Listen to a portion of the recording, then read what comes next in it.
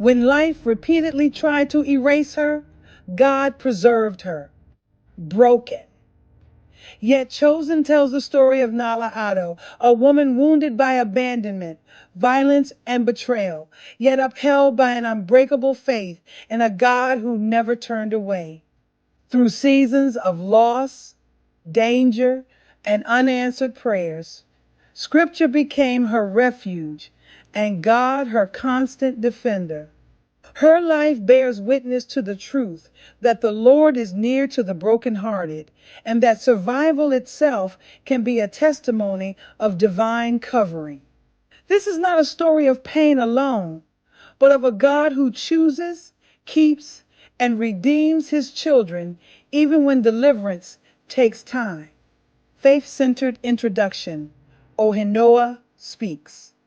What if the reason you survived was because God still had a purpose for your life? This is the true story of Nala Addo, a woman whose life was marked by hardship, yet sustained by faith in a faithful God. From childhood rejection to adult trials, she learned that when people abandon you, God does not. Through scripture, prayer, and divine intervention, her life reveals a God who protects, provides, and preserves even in silence. Broken, yet chosen, is a testimony that God's hand remains steady over his children and that suffering does not cancel calling. If you have ever wondered whether God was still with you in the storm, this story will remind you that he never left. Broken, yet chosen. The Nala Addo story. One constant in Nala Addo's life has been her faith in God. She embraced this belief as soon as she understood the difference between right and wrong. Interestingly, her faith, instilled by influential spiritual leaders of God who protected her through complex journeys, became her foundation. Over the years, Psalm 27 has been part of her daily routine, helping her find strength in the face of the unknown and offering comfort through every setback. Despite hardships, she prayed for God to guard her heart, not to lose hope, but to resist evil's influence. Those who shut their hearts to protect themselves often end up destroying themselves, suffocating while still alive. That was a death she feared more than anything, the death of her soul. Despite her circumstances, she remained firm in her belief that, no matter what, God was with her. So, in her effort to protect the one part of herself she believed belonged solely to God, her soul, she sought guidance at an early age through biblical teachings, eventually finding it in Pastor Jallo. Pastor Jallo had become a soft place to turn to. Here she was again, in a state of crisis, carrying the burdens of others and those of her own, handed down from the cradle. Children facing similar circumstances frequently deal with instability when their parents had the family but had no plans or took parenthood seriously, a common approach that some referred to as accidental, as her mother characterized her own birth. The desire to become part of, or an extension of, a family, no matter how fractured, can doom one to failure, as innocent lives become casualties of selfishness and other social shortcomings. A brokenness that lit the lives of those who had no say in a perpetual state of hardships thrust upon them at birth. And like scorching ambers within a flame, they attempted to consume those lives. Mingling with those seated nearby, Pastor Jallo felt saddened by what she was hearing. The experience was cleansing for Nala, but heart-rending for the pastor. Mommy was almost 17, and father, he was 19 years old when they ran away from their respective homes. I don't know if they'd known each other well before moving in together. However, they were trying to escape abject poverty with its cruelty. Family members severely abused Mommy and then abandoned her at an early age. Her childhood was a nightmare, and father's was not any different. Oh, how sad. This is no way to start life as a couple with the lives of innocent children hanging in the balance. Ignoring Pastor Jallo's remark, Nala interrupted. They had terrible fights between them. They couldn't fight those forces that were their nemesis, suffocating and unforgiving, so they turned inward and onto each other. One night after work, he seemed angrier than usual, and everything exploded. It was as if he wanted to kill Mommy. Although I was only 8 years old, I could not just stand and watch as I pleaded for him to stop. He ignored my screams. I intervened to protect Mommy, the only way I knew how, by grabbing whatever I could, which was a mirror she had on the dressing table nearby. Child, what did you do? I threw the mirror at him, which missed him but hit Mommy instead. On impact, the mirror broke, cutting her leg. It was traumatic, to put it mildly. Since that incident, he acts as though he were the one who had gotten hurt, instead of her. Since then, he has shown no interest in being involved with me. According to what I heard, he said he has washed his hands of me.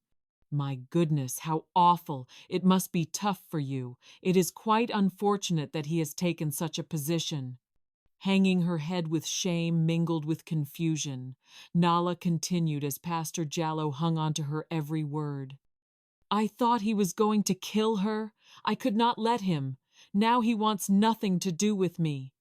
And Mommy sees me as a constant reminder of him with my features and mannerisms, which I guess is too much for her to bear.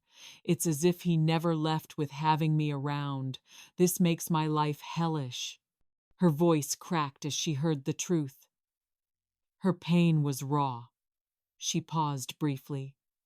Neither of them wants me. Nala's voice echoed, bouncing off the walls within the dimness of their surroundings. Pastor Jallo interjects with deep concern. My God, this is awful. Nala's emotions burned like the crackling sparks of a flame about to burn beyond control. She didn't let the pastor finish her thoughts, as her voice echoed with raw emotion. I'd even excelled in my class with the highest grade. One of the best schools in Greater Accra accepted me, but I couldn't attend. Father refused to pay for the semesters, which Mommy could not afford. But he could. She asked him for the money, but he flatly refused. I couldn't go. Her raw emotions now echo in the trembling of her voice. I'm so angry at him. I sometimes hate him. I didn't ask to be born. My existence was their choice, yet I'm suffering the consequences of their errors. Recognizing the seriousness of her situation, Pastor Jallo sympathized with what she was experiencing. How could he be so cold? You were only trying to save your mother's life. Why couldn't he see that? And you might have saved him too. If he had killed her, he surely would have ended up in prison. My God, child, it's all too much to handle, especially at your age. Father has been hostile towards me ever since, and I was barely 8 when this happened. Mommy, years later, got me into a school near his home. One day after class ended, I used the money meant for my bus fare to buy food. I was hungry and felt sure he'd have given me money for my fare. So I went to see him after school to ask for the fare home. What he did, I will remember for the rest of my life. Wow, what did he do? He looked me straight in the eye and said, "Start walking." Mommy lived at least 20 miles away. It was late in the evening because I had stayed for an after-school class. It was a solitary walk of 8 to 10 miles across open fields before I arrived at a populated area where people were visible. To worsen my dilemma, I'm afraid of heights, and there was a bridge that I had to cross, and it was the only way in and the only way out of our village. Oh no! Nala continued breathlessly. The bridge is usually quite busy, being the only way in and out of the village. The most frightening part of the entire experience was crossing over that bridge. I almost peed myself. I genuinely believed I wouldn't survive crossing that bridge. My goodness, child, what did you do? On crossing the bridge, I waited until there was no sign of traffic coming from either direction. Then, as I crossed, I ran in the middle of the bridge as fast as I could. I was never so scared. How could he? Her voice high-pitched as the tears rolled down her cheeks. I love him so. He knew the walk home could be dangerous at that time of the day. It was already dark. Captivated by her raw emotions, Pastor Jallo's eyes welled up with tears, moved by what she had heard. Cupping her hands, Pastor Jallo tried offering comfort. Oh, Nala, I'm so sorry for all you've been through. I'm sure your father had not realized at the time that what he was doing could have caused you harm. Did he have another woman in his life after he left your mother? It sounds as if he did. There is such a fracture in the family, and his emotional detachment from his family screams that his heart was elsewhere. Yes, he left and married Mommy's neighbor. He took care of her children while we were hungry and hardly had clothes to wear. When father left, Mommy, being unskilled with 6 children at 26 and no one to help her, it was very tough on us. I remember her having only crackers and cornmeal to feed us for an entire week after he left. She did her best to keep us from going hungry. The worst thing about it was that friends of theirs molested me. A driver of public transport who took me into the bushes to molest me has also kidnapped me. I hate my life. She had a complete meltdown, sobbing uncontrollably. Pastor Jallo wrapped her arms around her petite frame to stop her shivers. She wailed loudly. Emotion overwhelmed Pastor Jallo, bringing tears to her eyes. Reaching out, she pulled Nala closer. Hush, my little girl. It's going to be okay. I am here to help you. Nala, I understand your pain. I am here for you, and will always be. Never mind, my child. It's going to get better. You are no longer alone. Mommy Jallo is here, sweetheart. You, poor child, the woman whispered, rocking her gently. What troubles you bear? Do you want to come and live with me? You need someone to be there for you. You're a brilliant child with a good heart.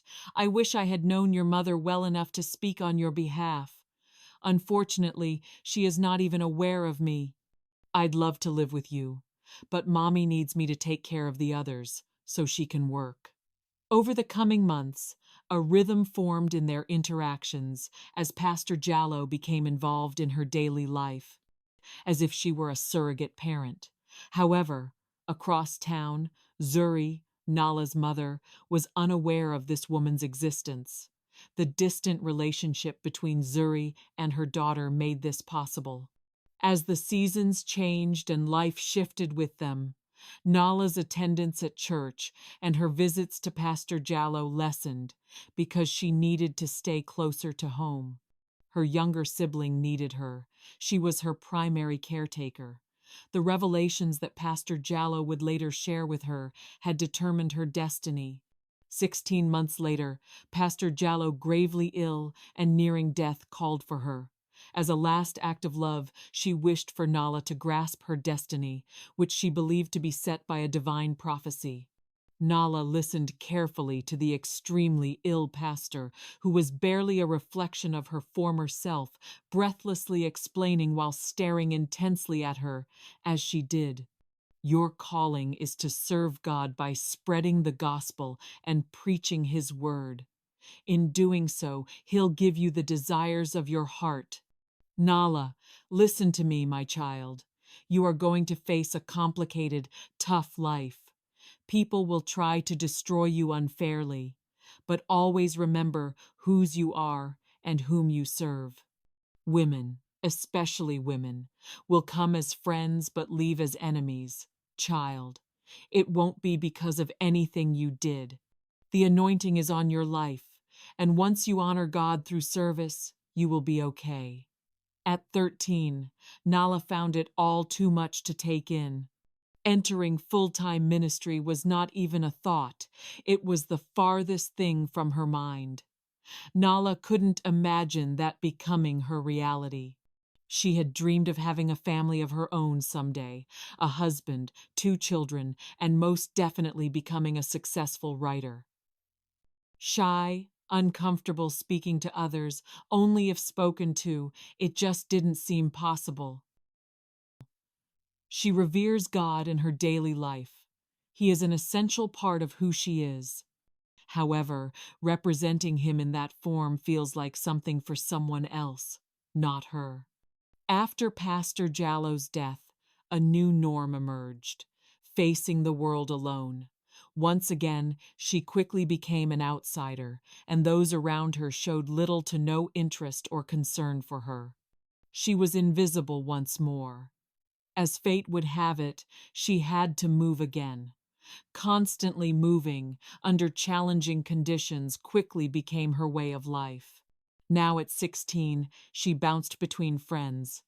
And at 17, she would briefly stay with Zuri, her mother, along with her mother's new spouse and his extended family. She was not welcome among them, and each day presented a new challenge to overcome. God always provided someone to rescue her, and this older couple, who lived nearby and observed her plight, stepped into that role. Samuel and Ruth Antwi were friendly and were her protectors. The couple was in their early 70s and were among the nicest people one could ever have known. Nala quickly latched onto them, especially the older gentleman whom she'd fondly called her daddy.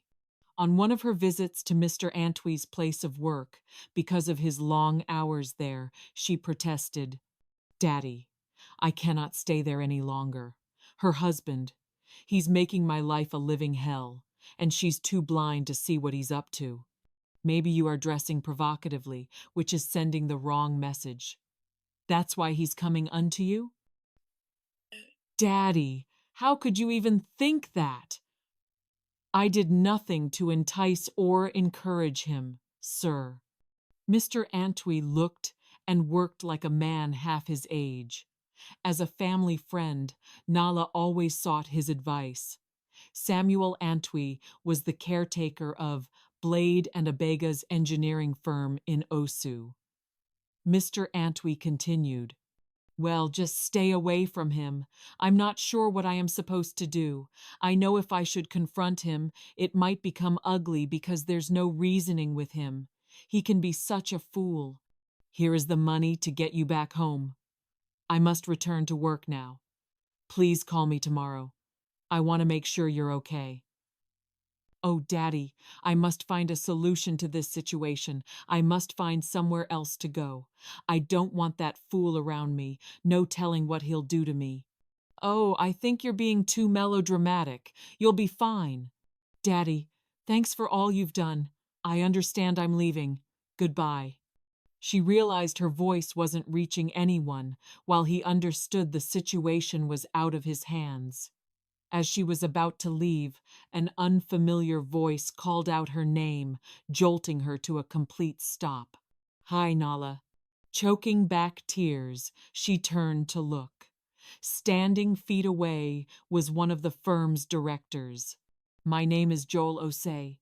She recognized his name as that of the firm's chief civil engineer, a man in his 50s with a commanding presence. She answered, perplexed. "Yes, sir? I couldn't help overhearing your predicament. Where are you going now?" "I don't know. I am about to leave, and I will take you wherever you want to go." "That is kind of you, but I don't want to inconvenience you." "No inconvenience at all. I couldn't help overhearing your problem. It is obvious you are terribly upset. It will be no trouble for me to take you wherever you need to go so you can calm down." "Okay." Emotionally exhausted and needing someone to listen, she hesitated but finally got into his car. Joel didn't take her home. Instead, he drove her to a nearby park. They sat in his car, talking for what felt like hours. Over the next few days, it became their routine, meeting at the park, then going to a restaurant to eat. She was unaware that he was influencing her actions, which is one of the side effects of being in a desperate situation. The line between deception and deliverance becomes easily blurred. Joel made her feel heard and safe. One night, he took her to a nightclub and was embarrassed when someone asks, "You've taken your daughter out to a nightclub?" He never did that again. After months of meeting in public places, he invited her to his house, and it became their secret meeting place. She had grown to trust him. Joel cooked meals for them, and they enjoyed talking like old friends or simply spending time together before he took her close to home, where he dropped her off. He stayed near enough to watch her whenever he wished, yet remained at a distance sufficient to avoid being found out by others. He intended to keep her as his special secret. He had too much at stake. Naivety had now become her. She met him regularly at his home. She valued having both a secure environment and a compassionate person she could rely on who respected her boundaries and ensured she had the necessities, such as toiletries and food. If only she had known how delusional she was. One day, on her way there, it was like the heavens were pouring buckets of water. A bus splashed through a big puddle, drenching her completely. He offered her one of his robes to wear while her clothes were drying. "Nala, you're a beautiful girl. I can see why men are bothering you. Do you have a boyfriend?" "No, I don't have one. And if I did, I'd not be spending so much time with you. I want men to leave me alone. But thanks anyway for the compliment." With a grin, he adds, "You would want to have me believe a girl like you is not involved with a boy. Girls like me don't need a boy. I am tired of fending off men, and I want to be alone and hopefully make something of myself besides becoming someone's baby mama." With a wide grin, he sat next to her on the sofa. "You're right about girls like you. Girls like you don't need a boy. What can a boy do for you anyway, besides getting you pregnant?" Meeting his stare, she smiled as she relaxed on the sofa. Moving into her space, he pulled her head to rest on his shoulder. "You poor, beautiful girl. Now, what's life handing you?" Nestling her head against his chest, she relaxed, closing her eyes. In that moment, she imagined he was her father comforting her. Lost in thought, she felt his lips pressing gently against hers. She felt overwhelmed by a flood of emotions, unable to understand the sudden shift in his behavior. Unsure what to do, she closed her eyes once more, telling herself she was hallucinating. But each touch was more intrusive and exploratory. She eventually succumbed to his will. That was when their relationship changed. She soon moved in with him, not allowing anyone to know where she lived. He, too, was very secretive about their relationship. Whenever they crossed paths publicly, in the presence of others who knew them, they pretended to be acquaintances. For the next couple of months, they lived together in total secrecy. A few people suspected and began talking about them. They both denied their relationship. When she became pregnant with his child, she became quite sick at the very outset of her pregnancy. It was no longer a secret for either of them. As the child's father, he provided her with top health care despite his reluctance, feeling he had no alternative. The onset of the pregnancy required hospitalization. Upon her release from the hospital, he hired a caregiver for her. Although he was doing all of that, he resented every second of it. He grew increasingly antagonistic toward her, and the punishment she faced inflicted lasting emotional harm. He ostracized, belittled, threatened, and unleashed every negative emotion that ignited his anger towards her. She was supposed only to satisfy his lust and nothing else. She ruined it by becoming pregnant. That wasn't in the plan, his plan. He decided, Nala, you cannot bring this child to term. You must have an abortion. Listen to me. You're young, and you can have another child later in life when you are better prepared for it. Now is not the right time. As I've said a dozen times before, no, I will not destroy the life inside me. I just won't. You don't have to acknowledge the child as yours. I will find a way for us. Tell you what. I will pay for you to go back to school and train for whatever it is you would like to do. Upon completion of whatever it is you like, you could get pregnant again, and you and your child's future would be better off financially. What part of no don't you understand? I will not have an abortion, and if you do not want to support this child, as I had said before, I will find a way. I'm used to facing difficulties. You are forcing me to father a child I don't want, and I thought you were taking the pills? Yes, I have been taking them. Although the comment was painful, she remained determined in her decision. That night, she cried herself to sleep. She believed that having someone who would love her was more important than the challenges of raising a child, even though she was unprepared for them.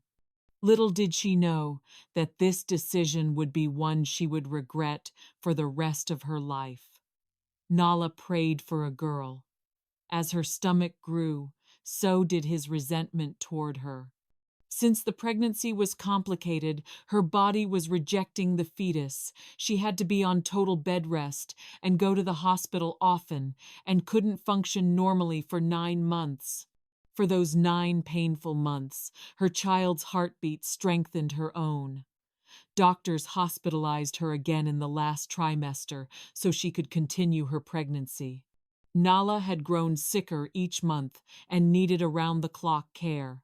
Although he did not hide his anger, he paid for her medical expenses, which cost him thousands. He was quick to express his resentment. He declared shortly before her due date, "It better be a boy," as if it were her choice. He moved her to a skilled nursing facility to cut costs. Moving her there made things easier for him, and she was out of sight. She was someone else's responsibility. All he had to do was pay the bills. He rarely called or visited her during her stay. Her family had cut ties with her. Now, ill and isolated, she endured agonizing days confined to bed because of an atypical pregnancy. On the 1st of September 1977, she began having labor pains, surrounded only by the nurses and her Bible. She read the Bible each day, hoping to save her sanity. At around 2 a.m. on September 3rd, her child had taken over her body in a way that had her begging for help. Getting down on the cold floor, she kneeled at the feet of the midwife, and she pleaded amidst the screams, "Please get it out of me. I can't manage this any longer. If you've got to cut it out, please make the pain stop." Reaching down to her, the woman helped her back into bed while encouraging her, "It's almost time. It will be over soon." The delivery was supposed to happen through the birth canal. Everything seemed normal until the baby's head crowned, and it was too large. The midwife, lacking the resources or skills needed for such a situation, had no choice but to let her tear open. The impact caused her body to go into shock. Once the baby was born, the midwife and her assistant stitched her up, using a no anesthesia method typical of a much earlier era. The intense trauma overwhelmed her. Both trained professionals did everything they could. She woke up hours later. She was eager to see her baby. Upon seeing her, oh, she was wonderful. Nala, too weak to hold or feed her, smiled faintly, lost in the shadows of the early morning. drifted back into a deep sleep. Nala sobbed weakly, worn down by time and its events, feeling like bricks had fallen on her body and something had torn open her abdomen with soreness in her belly. This was only the start of what was to come, a hallmark of her suffering. Upon returning home, she developed an infection in her stitches, which left her in pain for 2 weeks until he grew tired of the wailings and allowed her to see a doctor. Joel watched her suffer day after day and looked away. Growing tired of her wailing, he eventually took her to a doctor. The doctor saw her immediately upon entering his waiting room. Her cries during the treatment were so intense that people in nearby areas could hear them clearly. She did not have his son, but she had her daughter, and she knew she would pay for that. He was merciless in his abuse. Having nowhere else to go and no one to go to, she endured until that fateful morning, a year later. He came to her room early one morning, took her by the hand to his bedroom, and, after being through with her, told her, "Nala, I would like you to continue sleeping with me until you find a husband." It felt as if a mule had kicked her in the chest. Nala didn't respond, nor would she let him see her cry. Gathering her clothes, she got up and tiptoed away. This was one piece of advice she intended to heed.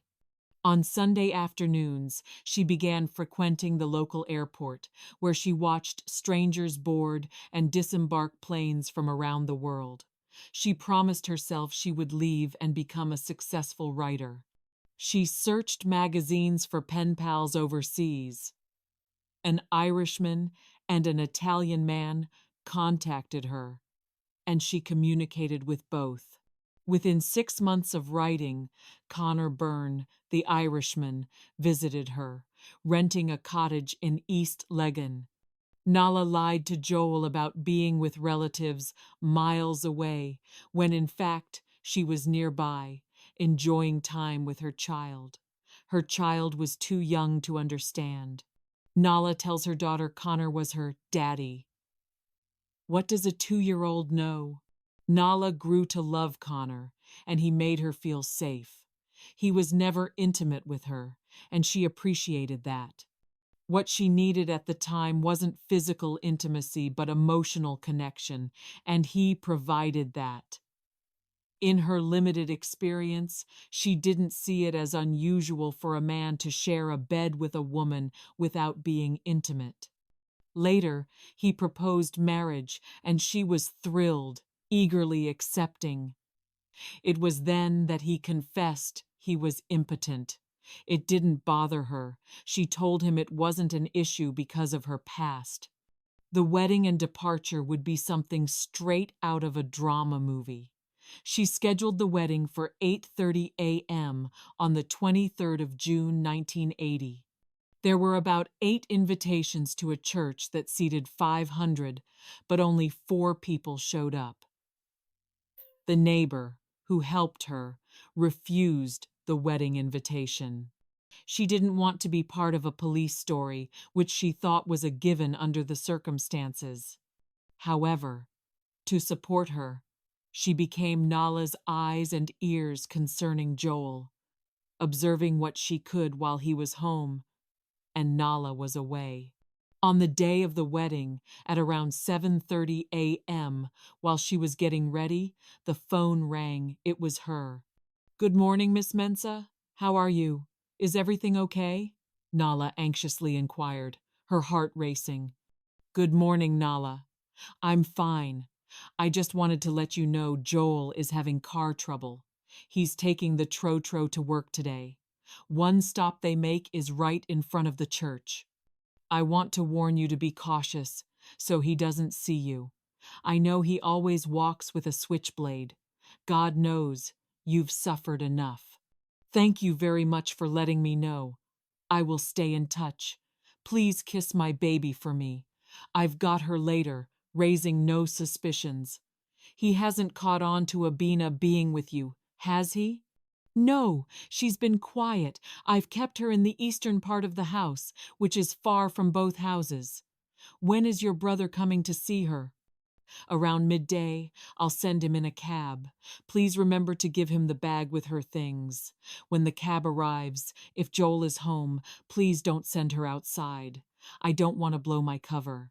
My brother can always come back when it's safe. Okay, my dear, we will stay in touch. Good luck now. Thanks for everything, Miss Mensa. I couldn't have gotten this far without your help. Later, Nala arrived at the church at 8:10 a.m. She had her hair styled in a low afro with freshly cut baby's breath, arranged like a tiara. Dressed in a silk beige knee-length dress with dolman sleeves and matching beige shoes, she carried a small bouquet of baby's breath. The organist was in place. The pastor was there.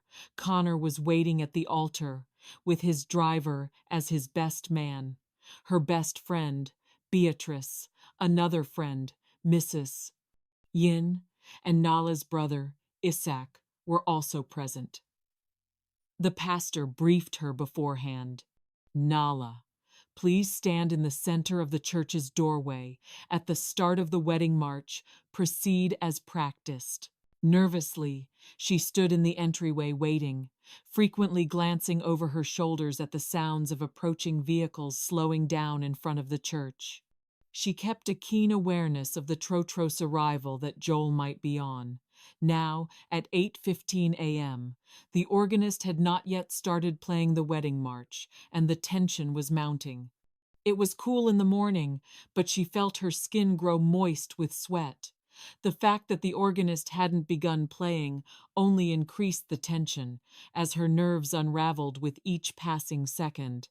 Just as the wedding march started, a screeching noise announced a tro-tro, which came to a complete stop in front of the church. Quickly glancing behind her, she imagined Joel on it, and the ceremony was about to turn into a police story. She took off down the aisle, her bouquet swinging in mid-air like a starting flag at a race. Suddenly, she envisioned her funeral instead of her wedding. The attendees stared at her with wide eyes and open mouths. Quickly realizing the message she had sent, she stopped running and quickened her steps. Glancing back at the entrance, puzzled by her behavior, they followed her lead, looking in all directions. They all watched her, bewildered. Rushing to the side of her soon-to-be husband, he looked at her, baffled, unsure what to make of her. Holding on to his hand, trembling, she tried focusing on him instead of the church's entranceway, facing the street. The pastor understood this wedding ceremony was unusual, so he ignored caution and continued his duties. Despite the fiasco, they could complete the ceremony without incident or worse casualties. After the wedding, he stayed for a week and then returned home. Upon returning home to America, Connor reevaluated his actions and decided that marrying her had been a mistake. She tried to stall the inevitable. By trying to convince him that what they had built was real and would last, she deceived herself for a while into believing it was true. She received approval to join him in the United States after 8 months had passed. Connor had now ended the marriage emotionally. It was just a matter of time for the divorce to be finalized. This time, she couldn't change his mind. She knew she needed to travel to New York on her visa as soon as possible. She needed to plan a strategy to arrive before he called it off. Her only option now was Joel. He had to help her escape. He owed her for ruining her life. "Hi, honey. Where's our baby?" She greeted Joel cheerfully after returning from next door, where she had talked to Connor on the phone, who had told her decisively that their marriage was over. Pushing that harsh reality aside, she kept going on with life as if it were normal, when abnormality had been her reality. Though she smiled, she behaved as if everything was fine. even as bits of her life seem to vanish day by day. As she approaches, her smile widens. Joel, my princess is busy playing with her toys. It is good to see you both together like this. She enjoys spending time with you. What has gotten into you? Am I about to have to pay for something you want? You seemed happy, Joel inquired with trepidation. When was the last time I asked anything of you? I'm happy because my father sponsored me to go to the States, and it's what I've dreamed of, visiting America and someday attending school there. When did all this come about? We discussed it the last time he was here. Remember when Abina and I spent time with him in Kumasi? So when is this trip supposed to take place? About a month from today. We have been planning it since his departure, but I didn't want to talk about it prematurely, and then it didn't work out. How long will you be gone for? And what about Abina? I want to spend 3 months and then return home. We'll take it from there. I plan to take her for the 3 months. Don't worry about her. She's my responsibility, not yours.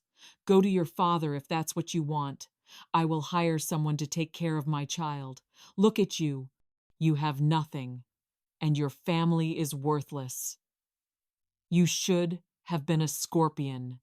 How interesting. You knew all of that before you got involved with me.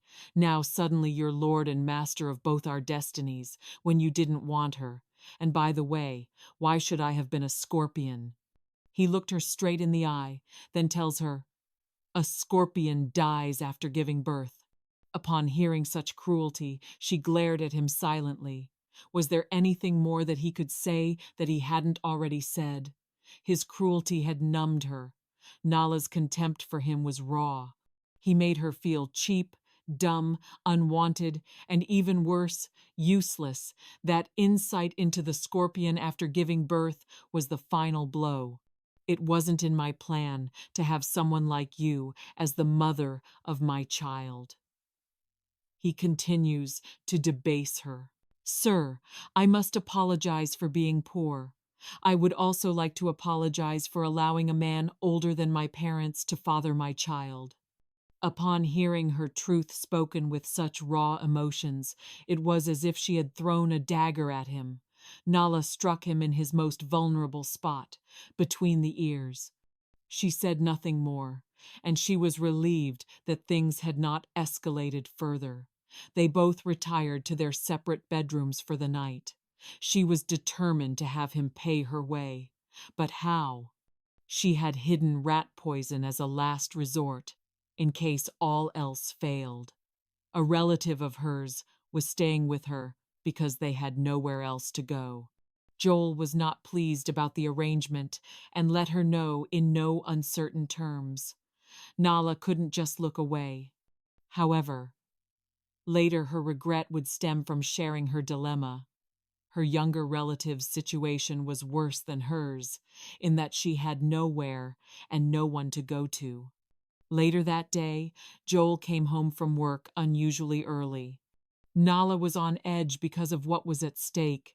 Deceiving Joel and feeding him lie after lie was her only way to escape, which kept her anxious while eating away at her with guilt. She felt trapped in a challenging situation. If her truth were to become known, he would end her life and walk away facing no consequences. He didn't see her as a person. She was something he owned but could discard. She decided that, either way, she would be dead.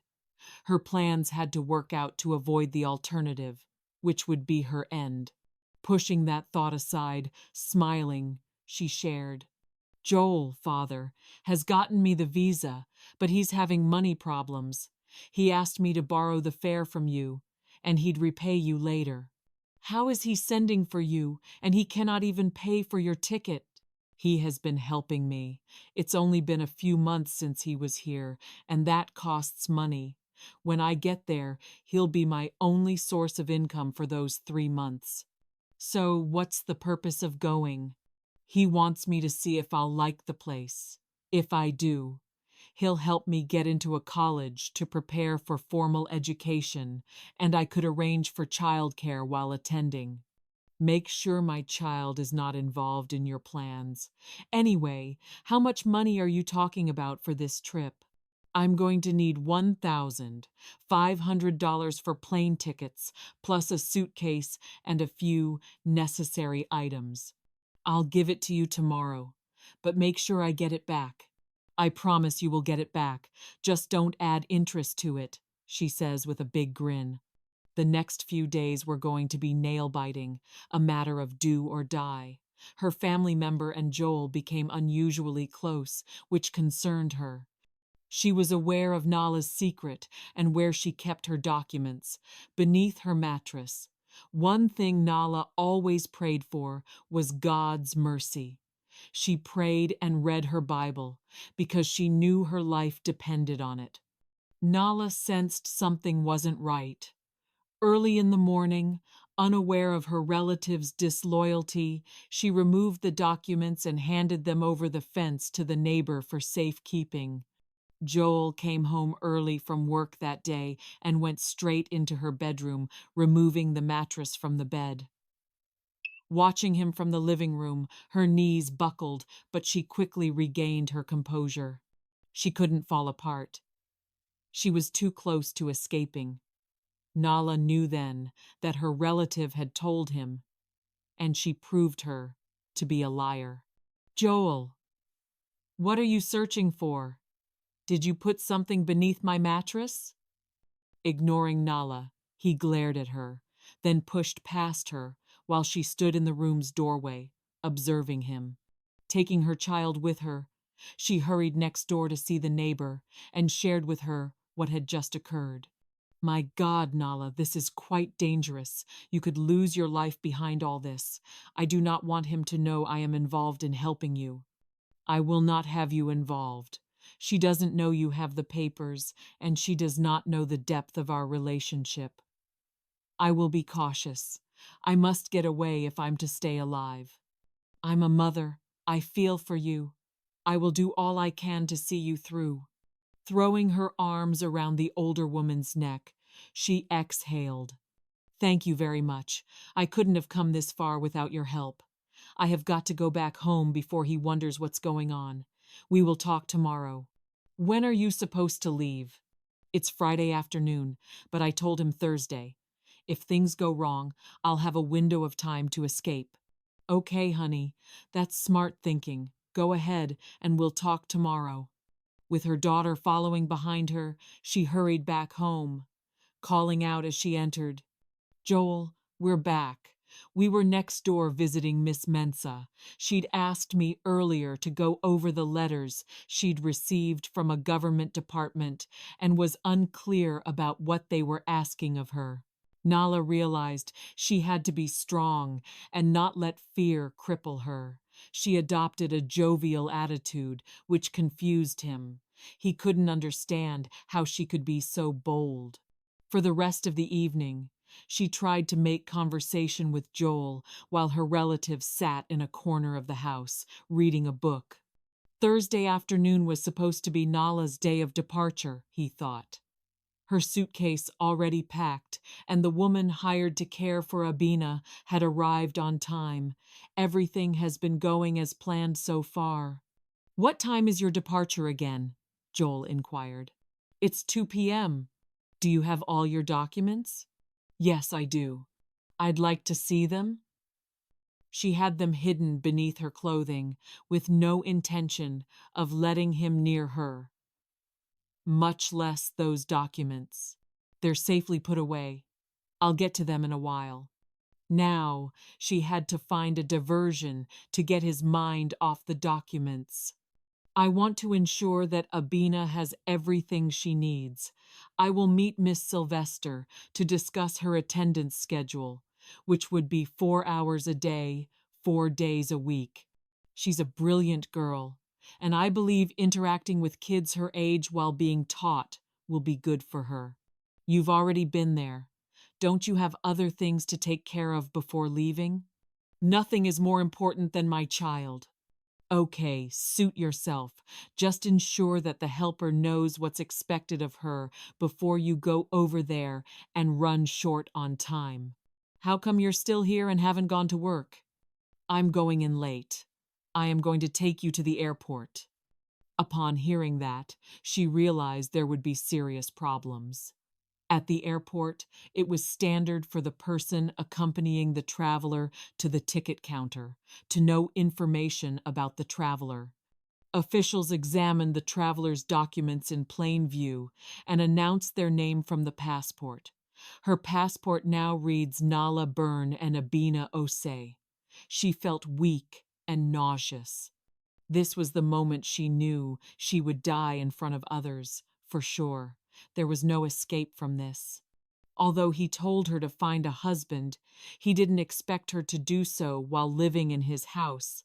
All she knew how to do was pray. Nala prayed as if God were visible, as if she were pleading for mercy, and she was. She was a nervous wreck, but she attempted to hide it.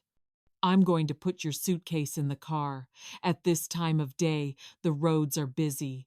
I want to make sure you get to the airport on time for an early check-in. I'll have lunch and then head to the office after dropping you off. Okay, but wouldn't it be a better idea to let me go in a cab? And you spent time at home so that Abina would not be alone for the first time with the helper for an entire day? She'll be fine. Abina adjusts easily, and you know she speaks her mind if she's unhappy. I'll know if anything goes wrong on my return home. If you say so. Okay, let me spend some alone time with my child, then we can leave. Leaving her 3-year-old child was heart-wrenching. Nala wiped away the tears as she did. Mommy loves you so very much, and I'll be back for you before you know it.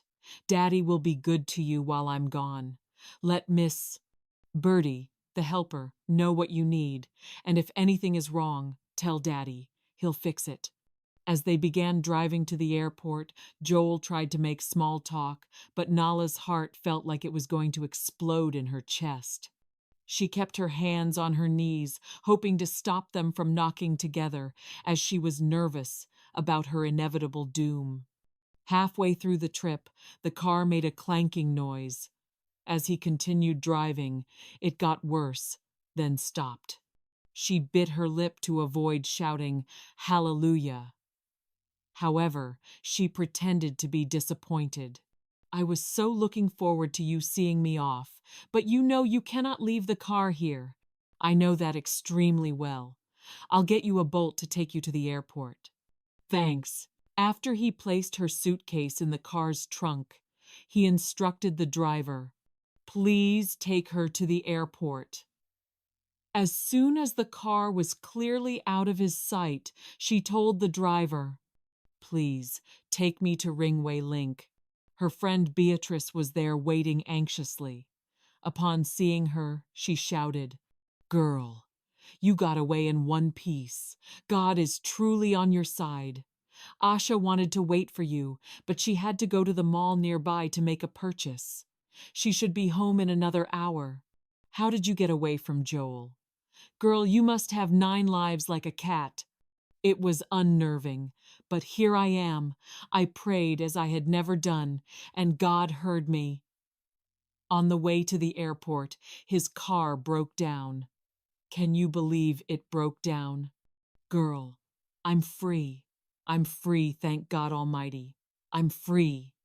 Nala, God is clearly on your side with all those near misses and close calls. However, don't get too comfortable yet, because you're not out of the woods, and you do not know what awaits you on the other side. Do you have money for traveling?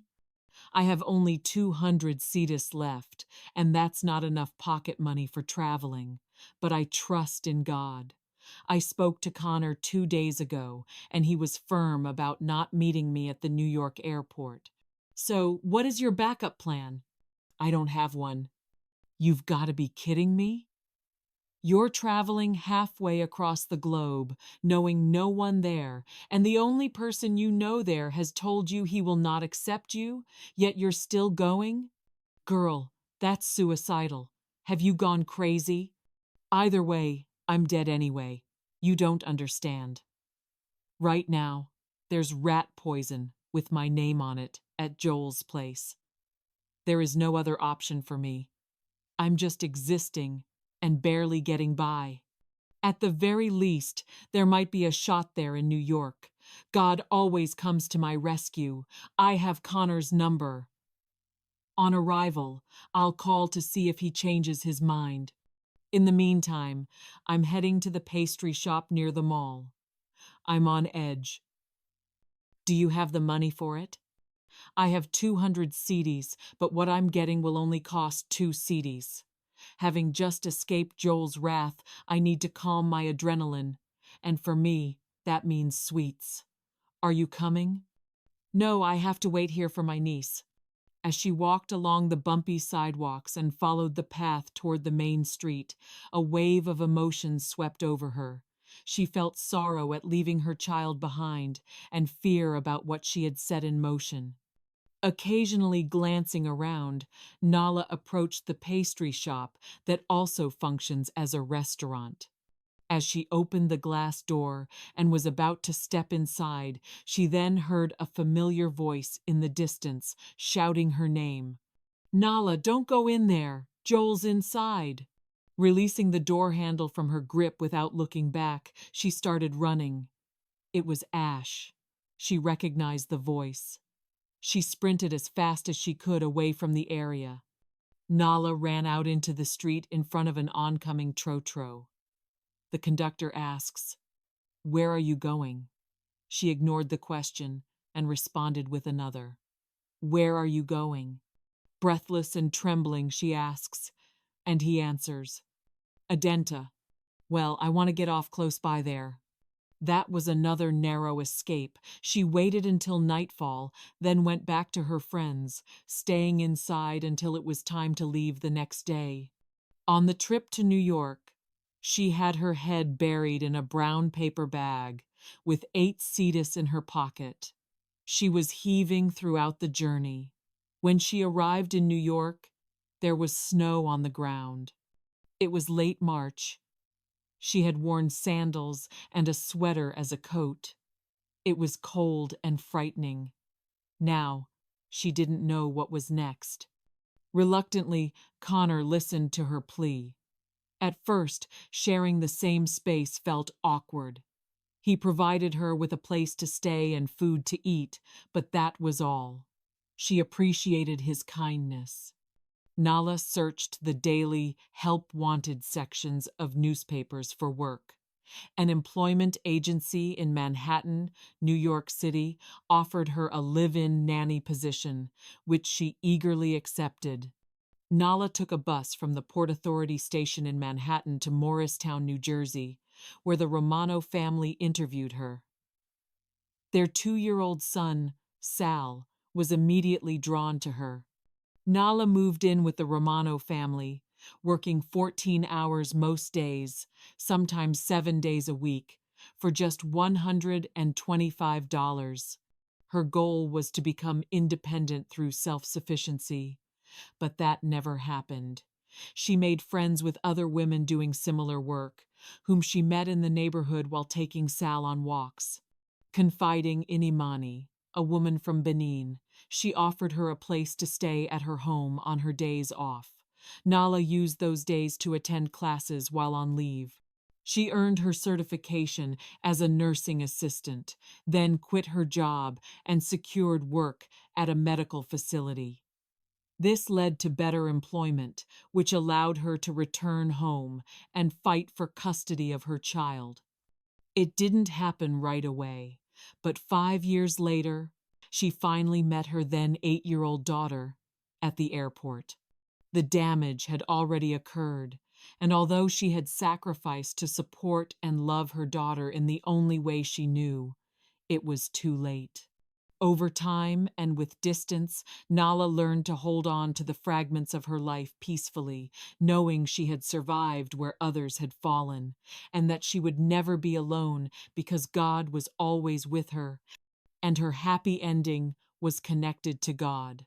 Nala learned that sometimes what we hope for and even fight for can cause pain or even paralysis. Her daughter is her father's child, and that truth has brought Nala peace.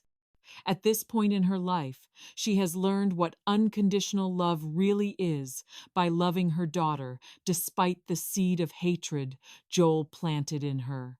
Nala understands that forgiveness isn't for those who hurt us, it's for us to grow and thrive in God's ways.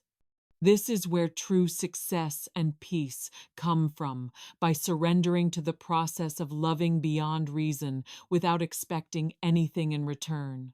She loved her child before she met her, and even now, she still does. Ephesians 5:15-1-6 reminds us, "Be very careful then how you live, not as the unwise, but as the wise, making the most of every opportunity, because the days are evil." Thank you for watching. Please subscribe if you haven't for more stories like these. Do not forget to hit the like button and also share. Kindly leave a comment to share your ideas. And also check us out on Facebook and TikTok at Ohenewaa.Speaks. Thank you.